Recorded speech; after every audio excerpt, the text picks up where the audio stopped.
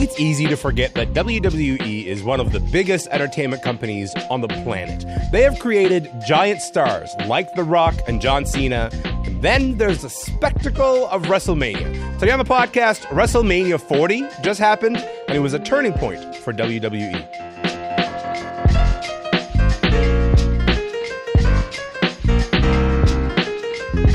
I'm Elamin Abdul-Mahmoud. This is Commotion. Look, I promise you, Commotion is not turning into a wrestling podcast. I know the last week we talked about the incredible Robert Lepage wrestling exhibit in Quebec, and here we are again. We're back in the ring, but come on. It's WrestleMania 40, and you know that all eyes were on this. Cody, The Rock doesn't want to talk to you right now, but The Rock wants to talk to one person, and that's your mama.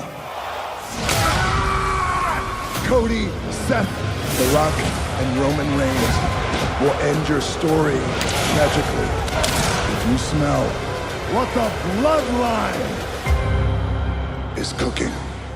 That was The Rock, a.k.a. the Great One, a.k.a. the most electrifying man in sports entertainment. Why should you care? Well, I'm here to tell you why you should care. For decades, WrestleMania has been the marquee event in the WWE calendar. And this year's WrestleMania is a particularly big deal because this is a precarious time for the WWE. I think it's sometimes easy to forget how giant of an entertainment company WWE is. And this company's trying to transition to a new home on Netflix next year. They're under new ownership after merging with UFC to create this new company called TKO. It's also the first WrestleMania after the WWE's former CEO Vince McMahon was accused of sexual assault. There's a lot going on in this particular WrestleMania. There's a lot to unpack. And joining me now with their thoughts on all of this, we got Damian Abraham here and making their Commotion debut, Pablo The Don. Pablo, Damian, welcome to Commotion, y'all. How's it going? Hey, hello. Sweet me. I'm excited to do this. Let's get it. Let's do this. Okay, Pablo, I'm going to start with you because you were actually at WrestleMania this weekend. Tell me about the energy. What was the energy like? Man, it was incredible. Philly's a great place. Being in the link was amazing. It is just it's like seeing a bunch of yourselves everywhere. Like, it's just a bunch of people who love this thing coming together. It's like, oh my God, I met all my internet friends for the first time. It is the coolest, like, most unique experience you could ever have. And it's unlike any other sporting event. I've been to anything you can think of, Super Bowl, NBA Finals, all of that. WrestleMania, like, just craps on all of them. Hey, straight up, just craps on all of them. You've been to Super Bowl and you're here to report me like WrestleMania, like the Super Bowl, but way better. That's what you're about to tell me. Bold take, but way better. It's a week of just action and fun. You've got all the other different promotions coming into town, and you get to go see indie shows. Some of your favorite wrestlers that maybe aren't in WWE anymore are on the indie circuit. You go see them. Surprises. It's incredible. It's just like a week of just wrestling and a bunch of fans getting together and coming off the internet for once to be outside. Damian, I'm going to come to you in a moment, but Pablo, did you meet any faves like as you were going through this whole week experience?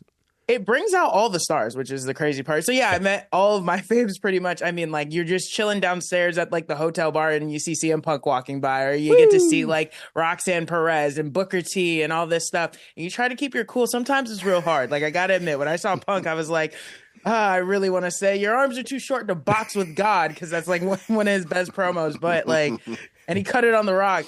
But you meet everybody, you know, you get to see everyone. It's really fun and it's really cool. I would not be able to handle it if Booker T walked into the hotel bar that I'm at. I would be losing my mind. So kudos to you for keeping it together, honestly. Damian, the main headline leading up to WrestleMania 40 was that this is the return of The Rock, a.k.a. the return of Dwayne Johnson. How big of a deal is it to have The Rock back at this particular WrestleMania, do you think? Oh, it's absolutely huge. You know, with all what you mentioned before, the TKO merger, the Vince McMahon sexual harassment lawsuit, obviously being the most salient of all of them. Yes. There was a lot riding on this one. There were some real stakes to this one, and The Rock is the biggest card they could play. They threw everything. The Undertaker came back. John Cena came back. The Undertaker came back. I was okay. Continue. Sorry. Yes. No. Paul Levesque wanted to cement his era. Like, This is the Paul Levesque era now. This is the TKO era. And they hope that we are not talking about all the stuff that came before it right now. Right. The So here's the thing. I watch WrestleMania the way that I always do, which is to say I was scrolling through my Twitter feed and watching the reactions there, which you get the things that are happening, but also with a bit of interpretation and also a bit of like sauce. And what I liked about it is that, Damian, it seemed like everyone was kind of like losing their minds when The Undertaker came back. Like this was like a significant moment because like The Undertaker has like this long relationship with WrestleMania. Yep. When you think about this idea of them throwing everything at this WrestleMania, Damian, was that your read here when you sort of like read the situation? Like they're bringing out every single possible star to say, look at what this company built. It was a really interesting actual build-up to WrestleMania in the final week because it did feel like this was them throwing everything they could at it, but there was also some other weird things that happened. The Rock did that interview on Fox News, where he gave that sort of, I guess, dog whistle endorsement to Trump, saying they would never vote for Biden again. And it was a huge mistake last time he voted for Biden. He said he wouldn't endorse Biden in that interview. He wouldn't endorse Biden again? Yeah, was that it? He said he's not going to endorse. Yeah, he's not going to endorse Biden again this time around. Yeah, which I thought was a very weird thing to kind of see in the buildup to this. CM Punk was taking a lot of not so veiled shots at AEW, their main competitor. So it did feel like they were going to be in the headlines no matter what, but it wasn't necessarily for all what I would describe as positive things. Sure. Certainly the reaction from the fan base wasn't necessarily positive, but what it was doing once again is getting that conversation not on Vince McMahon, not on this sort of continuing battle back and forth between the lawyers right now on both sides of this thing, as a lot of heinous things are coming out about Vince McMahon. As Damian, as you were talking, Pablo is sitting there nodding, being like, "Yes, absolutely, yes." Let's talk about the lead up to this WrestleMania. How WWE is maybe trying to turn the page on its own story. I mean, other than CM Punk and The Rock going on these two, first of all, MMA Hour with Ariel Helwani is supposed to be strictly MMA, and it was not. Like, wrestlers took over this last week. But also, Triple H is on Complex doing sneaker shopping and talking about how wrestlers should have sneaker deals, which I agree with. Like, Triple H, one of the biggest stars of its, like, you know, of the Attitude Era of the last 30 years, but also the idea that now he's Paul Levesque. Now he's the COO, creative officer. Like, he's COO, but he's going on sneaker shopping, buying Travis Scott blackout ones, and like just like being like wrestlers need sneaker deals, and it's just like, okay, so they were really throwing everything. They're putting everything out there. Also, another big thing was the amount of advertisements in the building this weekend. I mean, prime smack dab in the middle of the ring. Never would have happened with Vince McMahon. Dude Wipes, Wingstop, all these different movies and TV shows. It was very like palpable that you were walking into that finding Link in a different era of wrestling. It was different. Like, they're trying to sort of say, we are not the company that you were even thinking of us maybe even a year ago. I want to come back to this in just a moment, because I actually want to talk about some of the details of how they got there and in terms of like, these past couple of weeks. So WrestleMania 40 was also like, in the lead up to it was like this big heel turn from The Rock, which is basically what happens when you take a guy who everyone knows is like, this is a good guy. We all love this guy. And you turn him bad. And you have to land that convincingly in order for people to go, yes, I believe that I should be rooting against one of the most popular movie stars on the planet. So how believable was The Rock's turn as a villain to you, Pablo? I mean, for me, it was absolutely believable. I don't think people think about the things that he's been going through in the public so long, which also goes into that Fox and Friends interview. Black Adam was a failure, okay? Black Adam was a massive flop as a movie. And he forced his way into it. The things that happened in Hawaii with him asking people for money, as he is the highest paid actor in the entire world, people were not receptive of that. I fully believe he came back with the intentions to be a good guy, to rehab his image, but there was just a better good guy there, and his name was Cody Rhodes. So the only thing you could do is make him Hollywood Rock again, which is so many people's childhood, that 03 era when he first goes off to do the Scorpion King. I remember that. Yes. Yeah. And so he comes back, he's singing, he's doing sing-along, he's got the cut-off Versace shirts and all that stuff. Like, it was the only way to play this, and I think it was so convincing, and I think it gives a new fold, a new character to who Dwayne even is, because him just coming back as the good guy constantly was more in line with his image as the Terramana CEO or Zoa, but him coming back and being this bad guy while also doing Papa Tui and all this other stuff, it gives him a new wrinkle, which we haven't seen a new wrinkle of Dwayne since Ballers, pretty much. So, like, people are seeing he's a bad guy on the show. He also may not be the best guy in real life, too, but he's putting these worlds together and blurring the line. He's blurring the lines.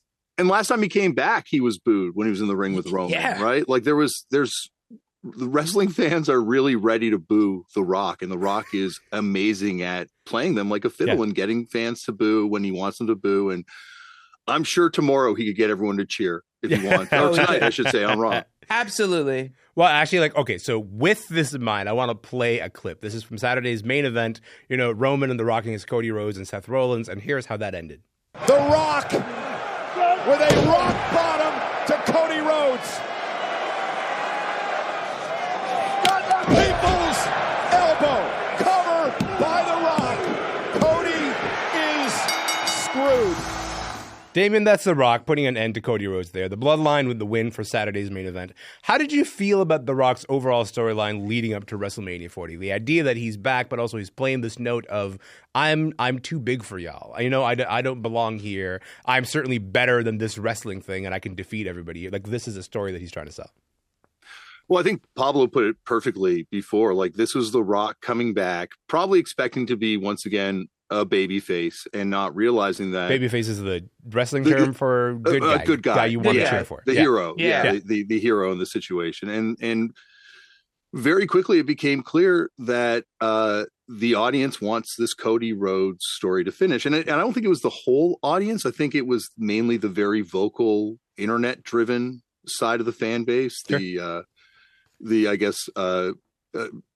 Begrudgingly referred to as smart mark side of the audience, who are the you want to explain what smart marks are, because I think that's a useful thing for people to know. Smart a mark is a terrible term for wrestling fans that dates back to the carnivals of sort of the 19th century, and they would put a white chalk mark on the fools as they walked in to the gate. They literally marked them. Yes. The marks, the ones that were easy to kind of, talk out of their money. Yeah. And because wrestling started on the carnival circuit as a way of taking money out of marks, that sort of terminology sticks to this day. And smart mark refers to a fan that acknowledges that, yes, we are marks, but at the same time, we are also hip to what's going on behind the scenes, or at least interested in what's going on behind the scenes. Right. And I feel that fan base reacted very negatively to The Rock coming back, and sort of this thing we've seen happen time and time again in WWE, where very much like Lucy with Charlie Brown, as the fans run for the football, Vince McMahon would snatch it away from them. Yeah. And this was, I think this is interesting because we're seeing WWE enter the fan service era. Yeah. Interesting. We are going to start seeing a lot more storylines that play out the way that fans want them to. You definitely saw it last night. Do you want to pick up on that, Pablo? Yeah, how do you feel about this fan service idea? I mean, I think it's great in some sense, but I think what people need to realize about wrestling is, like, the money is in the chase for WWE. The money is making Cody chase this. Not only is the money there, but the story's there. His dad did this with Ric Flair in the 70s. Like, it's the same story over and over again, just new characters, new wrinkles. You add a new villain, things like that. But even I'm watching the show last night, everyone that I feel like the dominant WWE audience wanted to win won, whether it's Bayley, Rhea Ripley, Damian Priest cashing in Money in the Bank that everyone's been wanting him to win. The only person that came out in the L, and I think the internet might have wanted him not to, was Seth Rollins. He's the only one that just straight up just lost. So you're describing a dynamic where WWE will sort of deny you the good guy winning for so long, deny it, and then you get this opportunity where, like, it's sort of the fan service is in, like, you deliver all the things that the fans wanted. This is sort of the WrestleMania 40 narrative that is kind of coming out right now.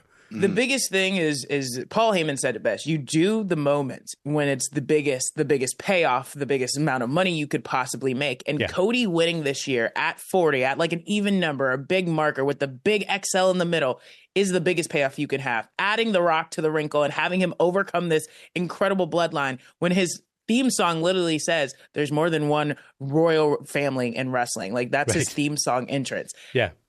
I'm getting chills. Can you get bigger than that? Can you do it better than that, where you beat this lineage of Samoans, which everyone knows wrestling and Samoans are like ketchup and French fries. Like, it just goes together, right? Like, can you beat that moment of Cody Rhodes coming in his daddy's honor and beating someone who has historically been humiliated by WWE, polka dots, and I'm just a working man, and finishing his story like this and beating the most dominant family in wrestling, like, you can't beat it. So I want to talk a little bit about The Rock because there's something about the fact that this is his first return. It's one thing to sort of be back in the ring and do the trash talk thing, and everybody loves that. But he's back in the ring for the first time in 8 years. This is the dude who's going to be 52 next month. Maybe, Damian, I'll go to you on this. How did he look?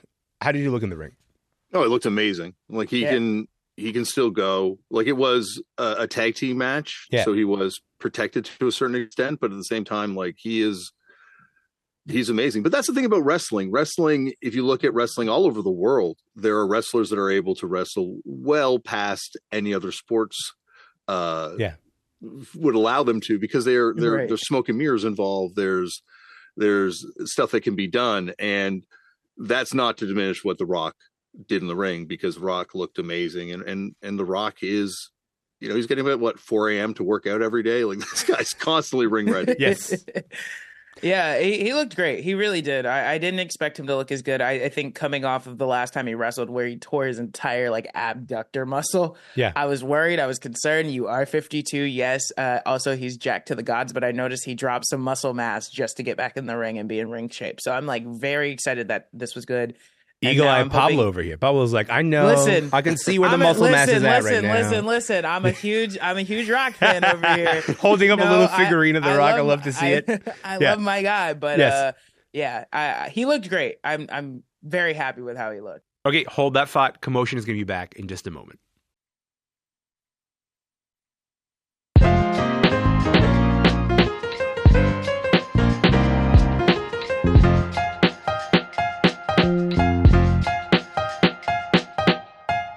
Look, if folks are just joining us, my name is Elamin Abdul-Mahmoud, and this show is called Commotion. Pablo The Don is here, Damian Abraham is here, and we are talking about WrestleMania 40, but really we're talking about WWE at this point in its history.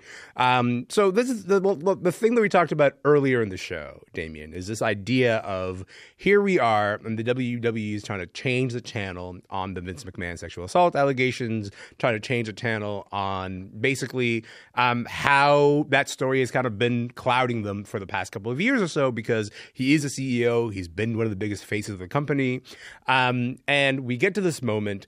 Do you think WrestleMania 40 did that? Like, when you sort of see the lead up to this, because we're not talking about Vince McMahon this morning. We are talking about many other things. We're talking about WWE in a new era, right? We're talking about this anticipated Netflix deal that is going to start in 2025. Raw is going to be coming every Monday to Netflix broadcast live. It does seem like they've put out enough, just enough distractions, like enough different items to talk about, that Vince McMahon has really kind of fallen by the wayside. Is that your read too, Damian? For now. I think there's no analog for this. Like, this isn't Harvey Weinstein or Marilyn Manson. This is like the whole industry. It is Vince McMahon and the WWE for a period of time since he kind of wiped out all the other wrestling companies during the territory era, or after the territory era.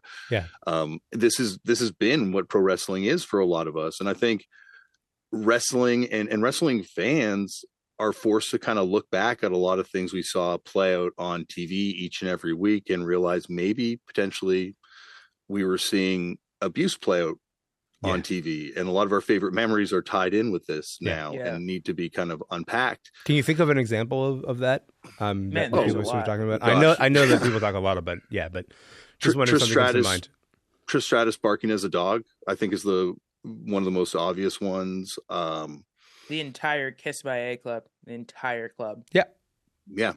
That is very weird to watch now in the light of the allegations in this lawsuit, and to know that we're laughing at it.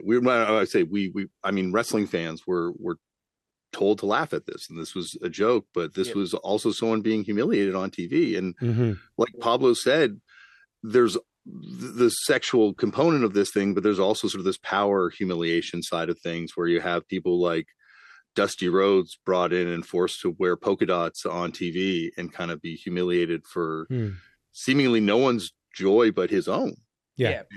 And I just want to clarify two things that you just mentioned. Trish Stratus, one of the most famous women wrestlers of all time, Canadian legend, but also that was that storyline that Ms. McMahon had where she did have to bark like a dog on television. It looks deeply uncomfortable when you sort of rewatch it now because it was 20 years ago, a little more than 20 years ago.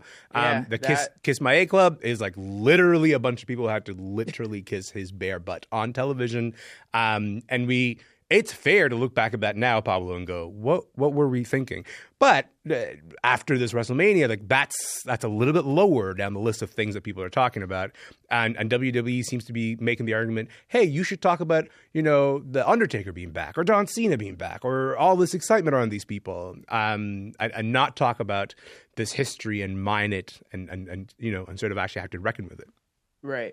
I think the biggest tell sign for me is going to be what happens tonight on Raw. Because the Monday after Raw, the Raw after WrestleMania is usually their biggest show. Everyone's still in the same city as Mania watching Raw, and that's usually where you get a bunch of surprise returns. And it's historically been horrible the last few years because Vince was so mad that Triple H booked such a great WrestleMania that he would purposely come in and ruin Raw. So tonight, for a lot of fans, tonight is the night. This very night. See, is Paul Levesque really stepping into his era? I think the answer is yes. There's so many things circulating. But I think if they have a great tonight, that lends to the credibility of them stepping into this Netflix deal, doing things with the UFC, things like that. They are moving in the right direction. But tonight, I think determines. Are we for real, or are y'all just playing again? Are y'all doing a Daniel Bryan moment, or what? Go ahead, David. That was another thing that I found fascinating about these Raws after Mania. Like you brought up that Daniel Bryan moment. Daniel Bryan was famously defeated in 14 seconds on WrestleMania by Sheamus, and then the next night, wrestling fans took over Raw and on live TV booed all the people they were not supposed to boo and cheered for all the people they were not supposed to cheer for and chanted Bryan Danielson's name and chants all night and really kind of turned the show. It was a very interesting moment in TV, but like Pablo was saying, there's a lot of rumors circulating tonight where I think the audience is going to be cheering for joy instead of negative reasons tonight. Yeah. Oh, absolutely. Absolutely. I'm interested in that because maybe we'll close on this, but to you first, Pablo, and then Damian. There is no other sport or form of entertainment where fans can do that, right? If you are mad about how, Kendall was treated on Succession, there is no avenue for you to boo so hard the next day that the writers go, we got to turn this around in order to get the fans back on side. You get a chance to engage with the storylines, not just the wrestling, but the storylines themselves in ways that don't really happen in other forms of entertainment. What do you make of this moment in fan power in wrestling? I think, again, like Damian said, we're going into the service industry. They're realizing, especially now with social media, I would even say wrestling was different without social media. In the era of social media and where everyone can get online, give their opinions, delve them out, be like, this is great booking, this is horrible booking, where people are smart to the business.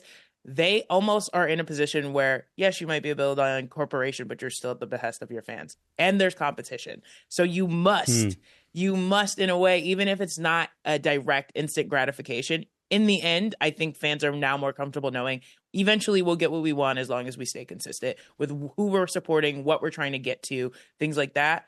I think Paul Heyman, which is a big thing. Both the Pauls, Paul Levesque, Paul Heyman, Bruce Pritchard is still there. They're very big and very instrumental in listening to the fans. Maybe, again, not instant gratification, but giving us what we want in the end because they know for them it drives up profit. And I think that's the biggest thing we've seen with WWE. They are big in telling us, we're here to make the most money we can, so we will listen to you this time. Damian, last word to you, 30 seconds.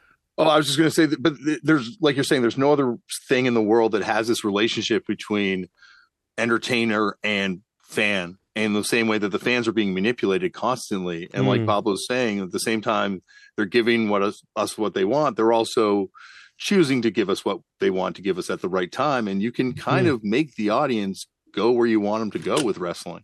Is that frustrating, or is that kind of gratifying, or is that actually the sell? Is that why you're in it? That's the beauty in wrestling. Yeah, it's the one thing I will allow to manipulate me day in and day out. I will be there every time because in the end, I might get what I want. It might be Cody Rhodes holding up that title. It might be Stone Cold Steve Austin coming in and stunning Kevin Owens.